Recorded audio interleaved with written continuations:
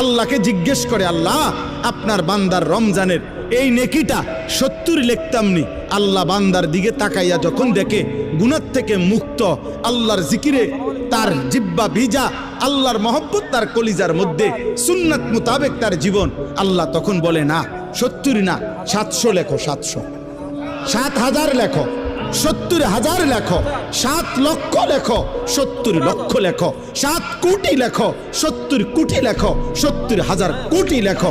এক সেজদায়, এক সেজদায় একবার সুবহানাল্লাহ বললে আল্লাহ বলে লেখো 70,000 কোটি সুবহানাল্লাহ লেখো।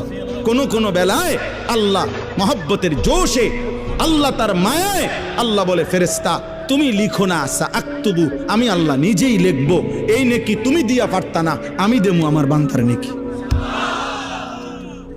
বলেন বাপ, বলেন। আহাজ